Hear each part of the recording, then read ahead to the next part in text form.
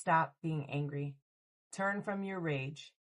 Do not lose your temper, for it only causes harm.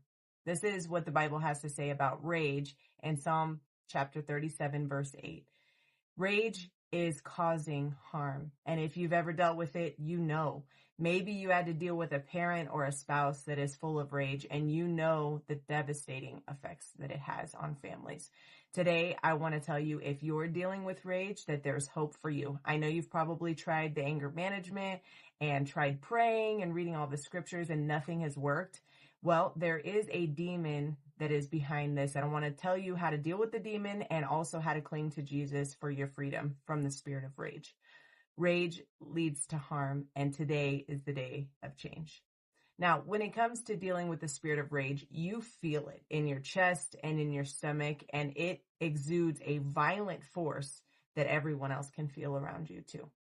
You feel completely out of control, and you don't care about how your words or behaviors affect other people. When rage takes over, it really causes you to be reckless, and when it's over, you don't know what has happened.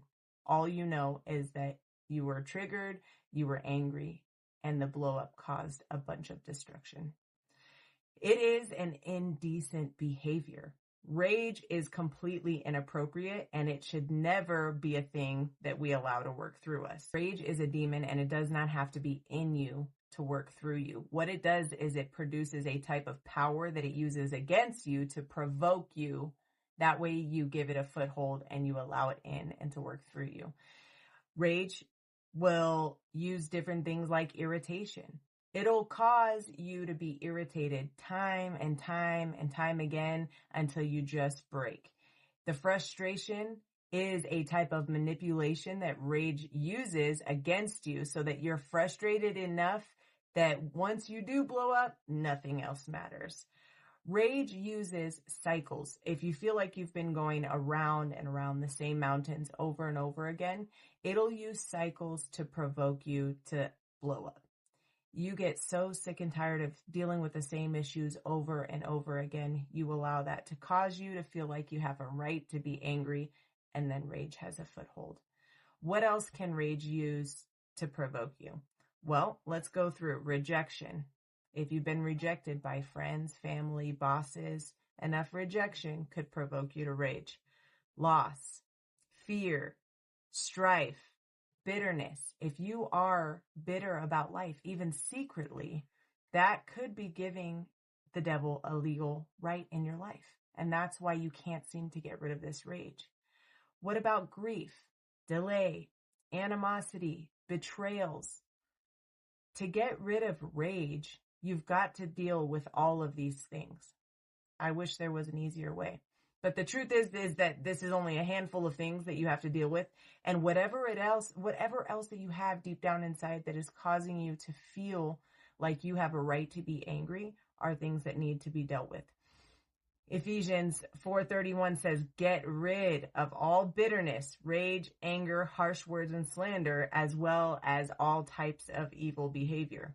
It says get rid, which means it's a choice. We have a choice of whether or not to allow these things to stay in our life or to get rid of them. The Bible wants to make it really clear that it is a choice.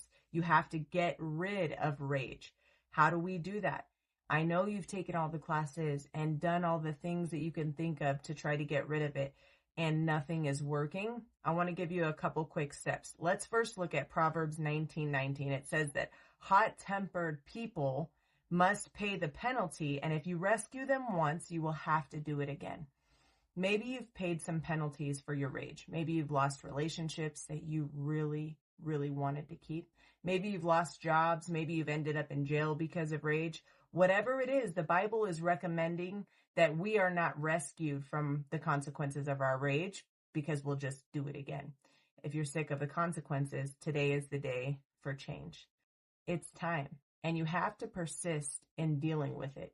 It's not going to go away easy. Rage, like I said before, is an actual demon, and it has an assignment on your life. It wants to cause this destruction, and you have to fight, and fight hard.